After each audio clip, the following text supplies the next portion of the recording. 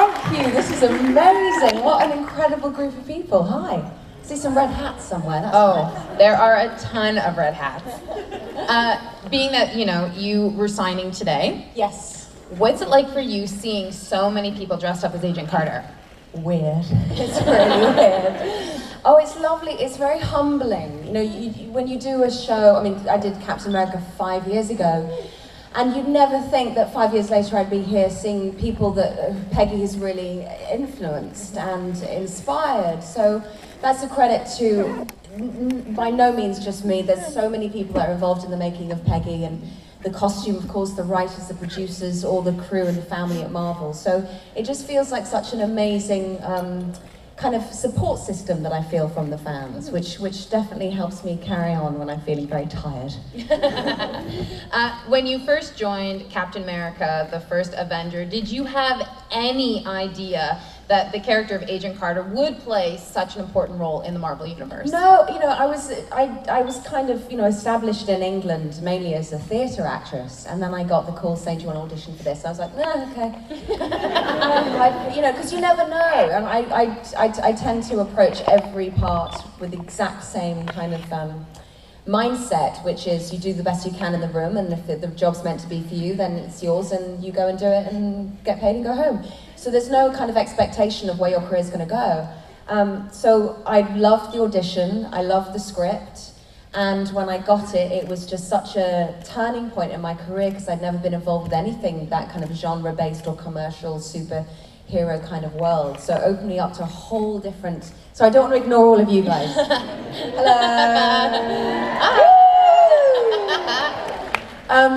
And it was just really, really refreshing to be in something so different. But I had no idea that 5 years later I'd be here kind of fronting my own show. And, yes. And such an empowering show for women mostly, but for men as well. Absolutely. Well, who follows Hayley on social media? All right, so yes, Team Carter. Okay, well, let's go right to that then. Did you ever think, who has seen her Dub Smash videos? There you go. Did you ever think your love of dub smashing would ever lead to Dub Smash Wars for charity? Well, no, well, the thing is, I started dub smashing backstage at cons, just to pass the time. A few months ago, it was actually Alana Masterson from The Walking Dead, and she introduced me to it, and I was like, this is amazing. And so I just started doing it, and then of course I showed James Darcy, who plays Jarvis, and we were having fun at San Diego Comic-Con. And then Chloe and Clark were like, what are you guys doing? We were like, oh, we're just being awesomely creative on social media. And they were like, oh yeah, well, we can do that. And then it just got a little bit competitive, then it got really competitive, then it's now to the death. But it's for a good cause. We're all gonna die in the process of it and lose each other's friendships, but it's, someone will get something out of it. Well, I want to talk about the very first video that you posted for, Dub Smash Wars for charity.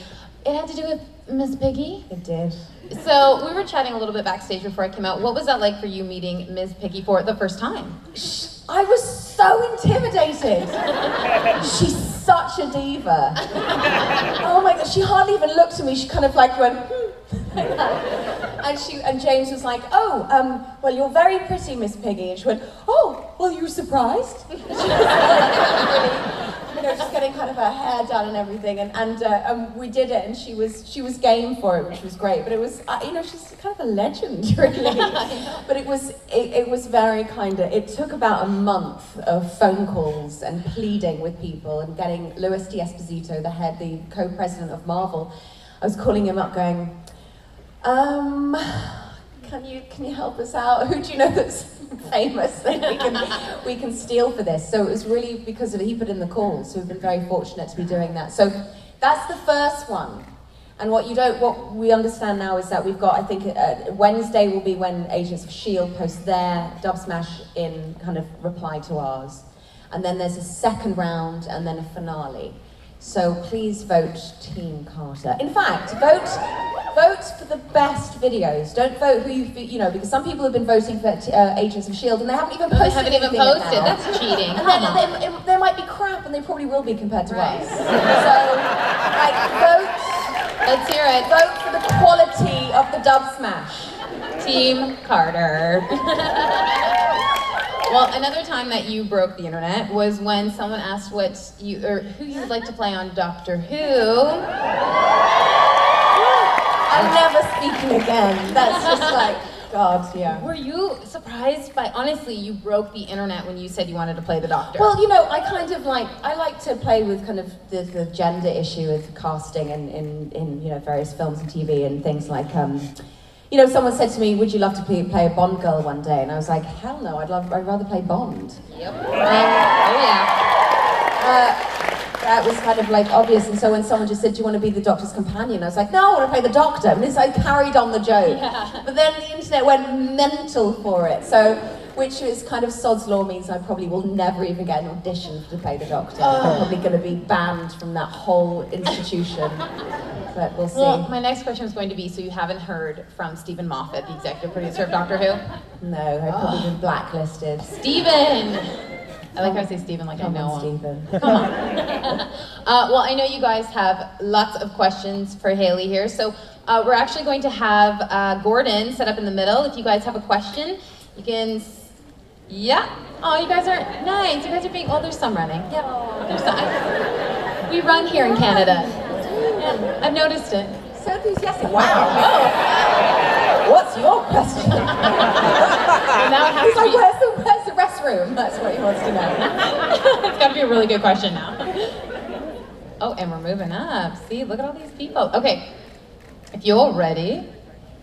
All right, hello. Hello. So, as you know, we were talking about the Dub Smash War, and I know that most people here are probably supporting Team Carter. Yep. And I was wondering if there was any way that this whole room could somehow get involved with the war. Oh. Well, I love the idea of that. The only thing is, it's got to be a surprise from S.H.I.E.L.D. And if we dub now, everyone's going to know about it on the internet, so it kind of defeats the point.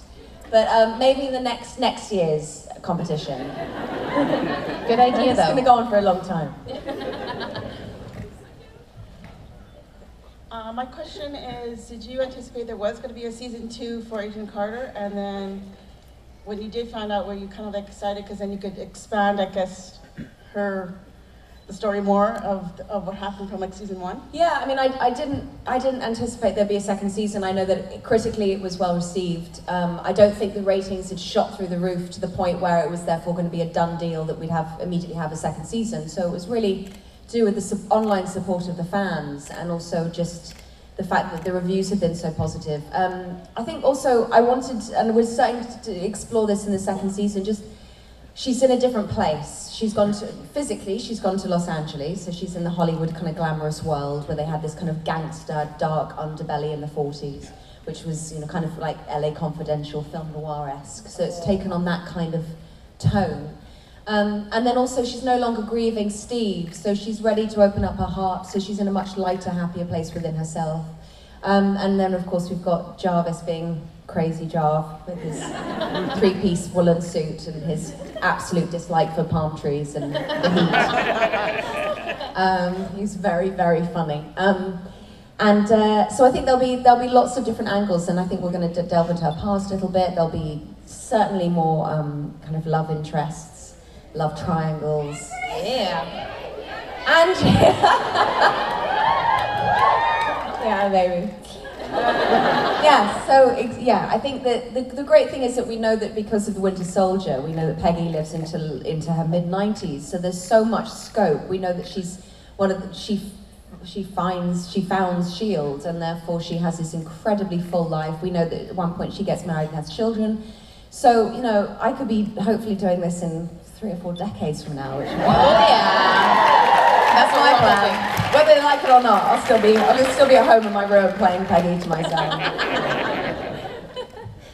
What upcoming Marvel movie are you most excited for? And what's your opinion on Civil War?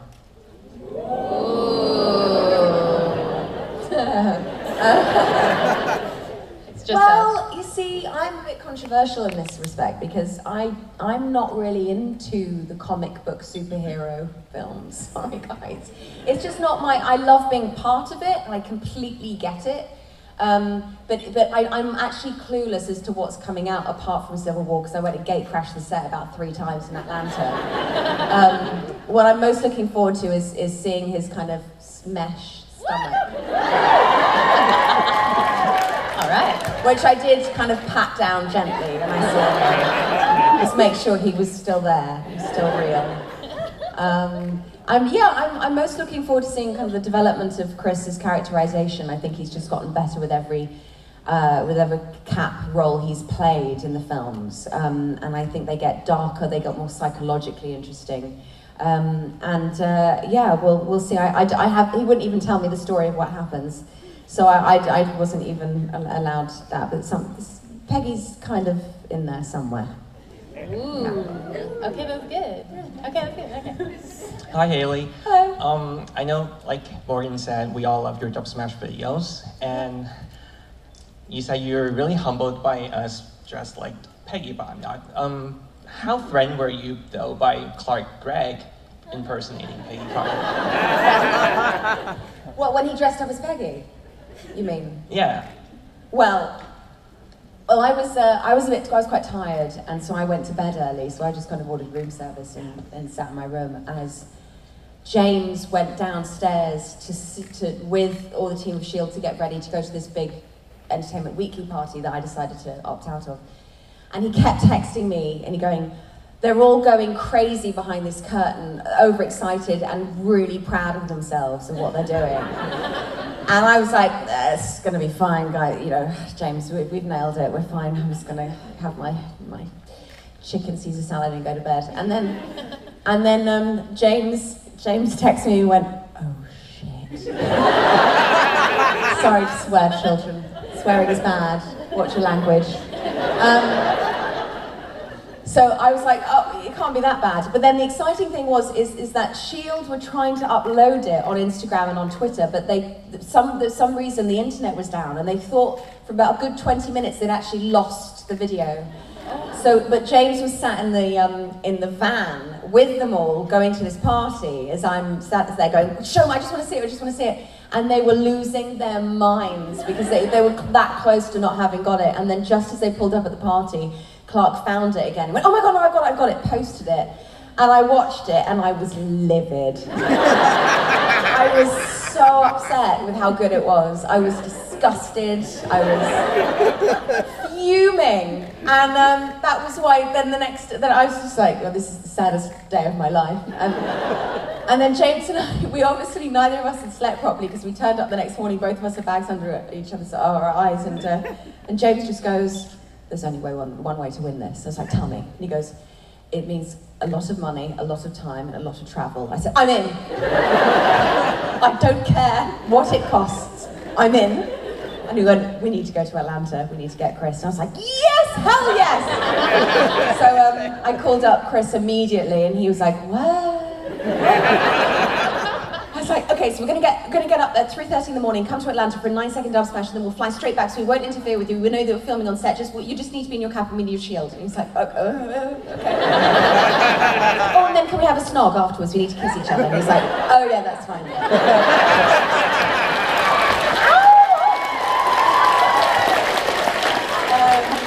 Yeah, so that's a long story. Who knew Dub Smash could be such serious business? Seriously, it's taking over your life. Oh, I'm really, really sad. I really need a boyfriend. I'm joking, don't put that on social media. Hayley's really desperate. No, Dub Smash is just doing fine for me right now. Oh, that's awesome. Hi, Hayley. Hello. Thanks so much for coming. I think one of the things people love so much about Peggy is her fighting style, and that she just kind of fights with everything that's around her, that to use as a weapon. So my question is, what has been your favorite weapon of opportunity that Peggy has used? That's a good question. Well, I love the diner scene. You know, she uses a plate and kicks a chair, and it's a perfect example of her fighting style. She's not someone that's, like myself, not particularly skilled, but very confident. which is incredibly deadly combination for Peggy's enemies and for my stunt men that I work with. And I was rehearsing that I have to kick this clipboard out of this man's hand, which I filmed yesterday. And it was at night time, it was like midnight, and he's like, do you want to try it? And he held the clipboard up kind of like this, and he was like 6'3", and he just went, if you want to practice it. So I meant to just I meant to like tap it gently with my foot, and then he reacts by pretending it's smacking him in the face. So I kind of caught him off guard, and I just went, ugh, and the clipboard just went flying. And it just like landed over the other side of the parking lot where we were filming, and he was like, oh, okay. I was like, you're really intense. I know, I'm sorry.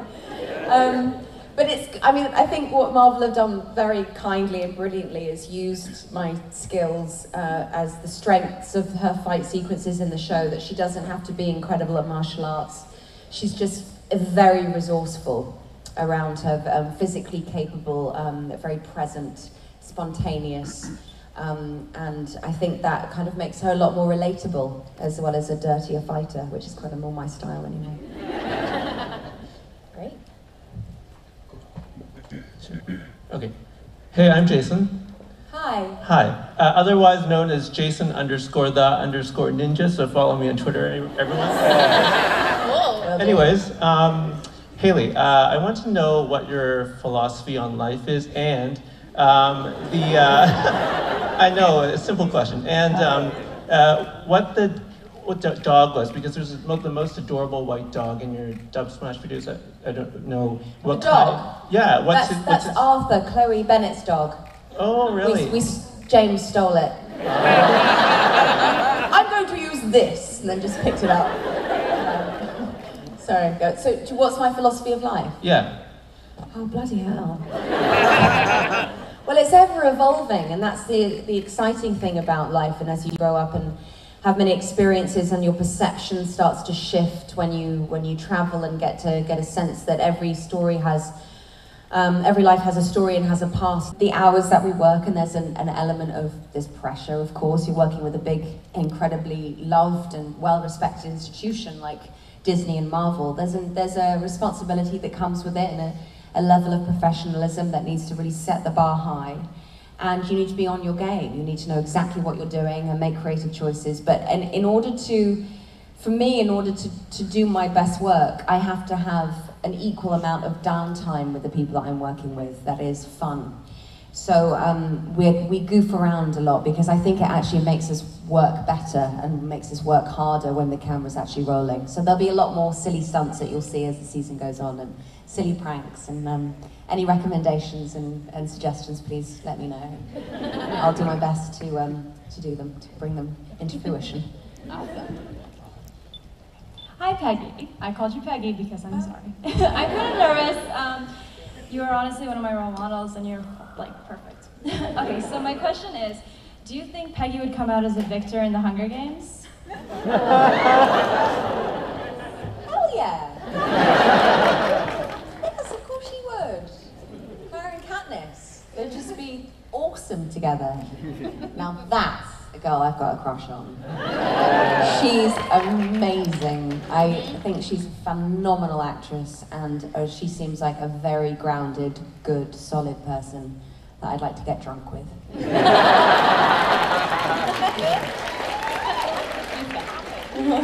Hello. Hi. So Cardinelli has come up. Yeah. What I'm wondering is what you think about fan fiction and fan art and those kinds of things that fans engage in, and if you've ever read any or seen any that you thought was interesting. Yeah, I post quite a lot that I see. I'll retweet and favorite things that I like. I love that idea, and the writer's room also retweet it. They love it. It creates a richer world for Peggy to be involved in, and it also is a way of us getting a sense of feedback about what the fans like and what they're responding to. So it helps to inform our work as well. And it also kind of shows me the incredible support that Peggy's had from the fans. And I think that should be celebrated and enjoyed as well, because there's a tremendous amount of talent and work that goes into lots of fan fiction that I've seen and fan art. So I will happily retweet something if I think it's good.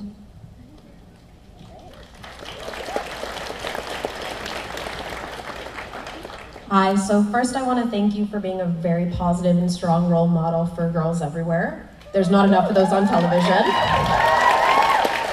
Now, my question, because it's really great that Marvel has not one, but 2 shows right now that have strong female leads. If there were to be a showdown between Peggy and Melinda May, unbiased, who do you think would come out on top? Well, Ming-Na and I have talked about this a bit, and I think we'd have such different styles that would be like, damn, that was a great move, girl. And I think we'd be so impressed with each other that we'd be like, what are we even fighting for? And I think we probably just go to the bar. Yeah, to be quite frank. I mean, Ming-Na is such an awesome lady, and we've spent quite a bit of time with each other doing press tours and conventions this year. And, she's, again, that's another, I think if they were on screen together, that's another example of a relationship that would be born out of mutual respect rather than a need to fight each other.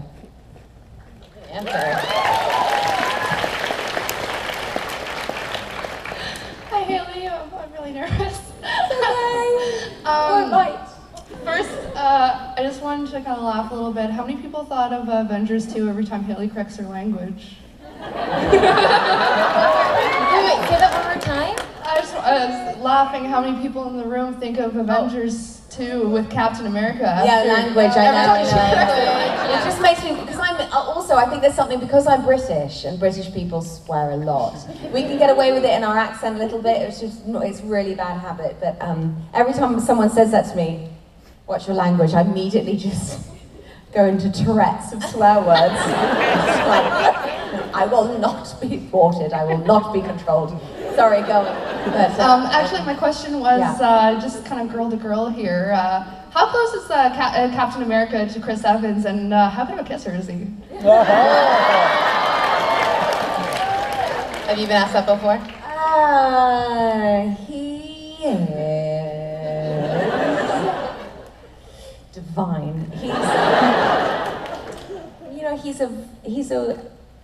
I've known him for 5 years now, and we've traveled throughout this kind of crazy career path a little bit together, and he's taken the role in his stride, and he has, he's a creative soul, he's a sensitive soul, he's a romantic soul. He thinks deeply about what he's contributing to the world with his work, and wants to do better, wants to develop himself as a director. He's great fun. He's the life and soul of the party. Very charismatic, very friendly, very polite, very well brought up, incredibly. God, I'm like, oh, I should marry the guy. He sounds perfect.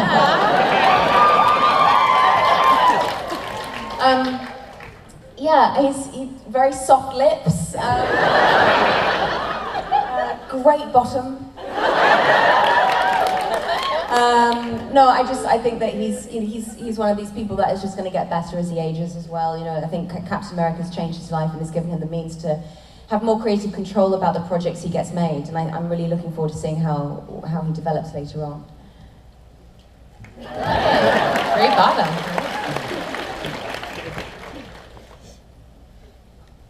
Thank you. You're welcome. Hi, Hayley. Hi. My name's Sarah. Hello. So I know we've talked a lot about Dub Smash Wars, and you obviously are the Dub Smash Queen. So I wanted to know if you were just as passionate about karaoke, and what's your go-to karaoke song? Oh, yeah. Well, I love the Rocky Horror Show. Awesome. Yes, I've seen it. God, so many times. I was singing "I'm Just a Sweet Transvestite" when I was 7. My mum's friends would come over and I'd be like singing as if I'm a sweet transvestite, and my mum would be like, "Stop it, showing me up." And but I thought Tim Curry was incredible, and I adored him. He was so brilliant in that role. My goodness, he's so charismatic. So anything from the Rocky Horror Show, or Cabaret. I obviously like Men in Drag. I love it. I love Men in Drag, and anything kind of camp and spectacular and fabulous. Kind of my karaoke go-to belters, really. Yeah, but see the Time Warp. Yeah. Yeah. Hi. Hi. I was just wondering, we know that Peggy has a usual at the cafe that Angie works at because she's said that to her before. Angie has asked her, do you want your usual? So I was just wondering, what's Peggy's usual? Oh, it's black coffee with a shot of bourbon in it.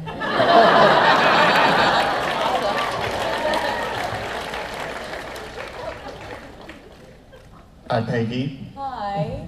I just want to be the first to say this, but I think the Peggy Carter show is better than Agents of S.H.I.E.L.D. Go Agent Carter. Bless you. And if you need a boyfriend, I can be the... Cody's Underdesk Sketches on Instagram, that's my account. Thank you.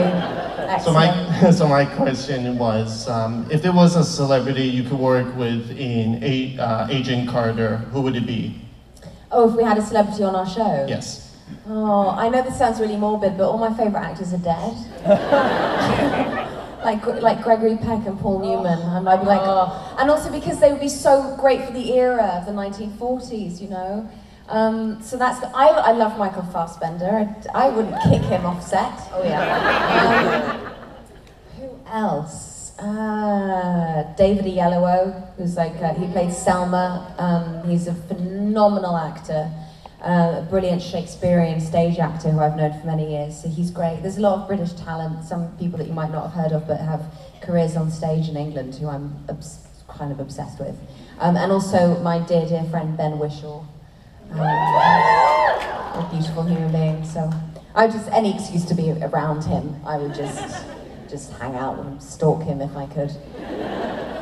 I found out where he lived. Yeah, but I hope that answers your question. Thank you. Hi! Hi. Okay. That was awesome. Hi. Hello. Okay. So, do you think Captain America is really hot?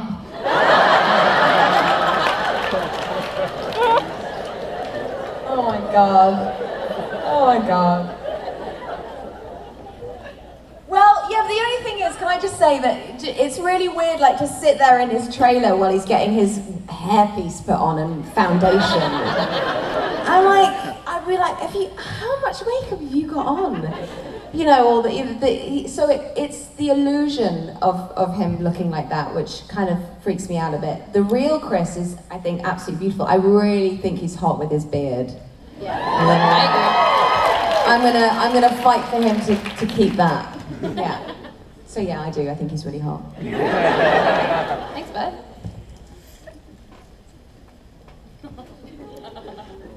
Hi, I'm a fan of Peggy Carter, but my question is about your amazing performance on Black Mirror.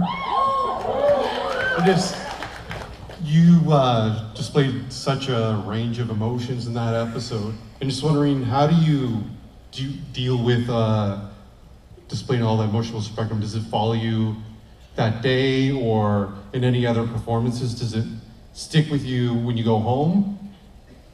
That was a particularly tough shoot because she was, you know, in such turmoil for the duration of the story, and it was about 12 days of intense filming in the countryside, and it does stay with you a little bit. I think the actual experience is very cathartic and makes me, I think, more empathetic towards the characters that I'm playing if I can emotionally engage with them and relate to them in some way. And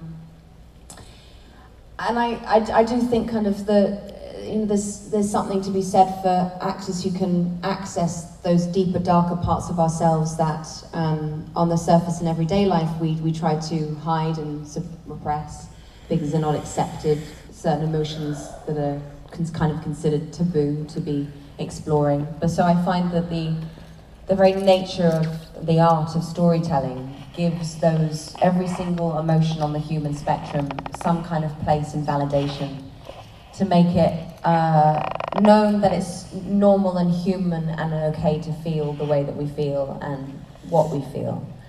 And that's the kind of, for me, the absolute joy and privilege of being in this industry that helps me kind of figure out what being a human is and gives words and stories to otherwise nameless, confused concepts and thoughts and emotions that otherwise in my everyday life I would find hard to process. So it's a very therapeutic, very cathartic experience. And it does wash off, but it's kind of like, do you guys see the Pixar film Inside Out? Yeah. See, the thing I loved about that was the whole moral of that film was about the poignancy and the importance of sadness. That we're spending all our time being happy, happy, happy, and chasing happiness all the time, but yet there has to be a place where sadness is allowed to be accepted, to be validated as part of the human experience, and it can actually teach us incredible lessons. And I think that's kind of the beauty about those roles like Black Mirror, that what it was able for me to do was to access those emotions that were kind of laying dormant in me. We have time for one more question. I'm so sorry to be the bearer about this. Hello, Agent Coulson of S.H.I.E.L.D. Hello. Hi, Agent Carter. Hi. I'd like to ask, how do you feel about Dottie Underwood, or whatever her real name is? Oh, she's a slippery fish. We haven't seen the last of her. Yeah. I'm having her as Peggy's nemesis. Yeah, it's great that we have, another, obviously Peggy has male baddies that she fights, but to have someone who's physically kind of her equal, she's a Black Widow, she's incredibly capable and she's very smart, and I think that shows kind of a balance for Peggy, like a flip side of the same coin. And so we'll be seeing more of her in season 2. One more? Okay, one more. This is actually the last one. Okay. Hi, Hayley. Hi. I'm so glad I got a chance to ask this question because I thought I wouldn't. And I'm glad I brought more than one because some of them have sort of already been answered. So the one I have left is, given how much the previous season emphasized Peggy struggling to prove herself and at least somewhat succeeding, now that she'll be moving to LA, will her reputation have begun to precede herself at all? Or will she have to prove herself again to her new colleagues and superiors? That's a great question. I've only read 2 of the episodes. We're filming them at the moment, and I know that she's she's got Sousa and Jarvis out there, so they know that who she is, which is good. So she's got their support. But there's many obstacles that she'll have to face. Of course, there'll be a new nemesis. There'll be new challenges for her. They'll be diving into her past a little bit and it will explain certain torments that she has. But I think there will, Peggy, by the very nature of the world in which it's set, means that she'll be constantly up against obstacles in which she has to break down barriers and break down walls, which is kind of the very nature of her character and what makes her so relatable. And I don't think that even in today's day and age, women are free from obstacles at all when it comes to having to prove themselves, particularly in the workplace. So because of that, I think it's all relevant that we put that in there in the series. So, yeah. Thank you. Well, thank you so much, everyone. You had awesome questions. And is there anything else you want to say left to the room here? Thank you all. I love you. You're amazing. Thank you so much. Thank you. Thanks, everybody.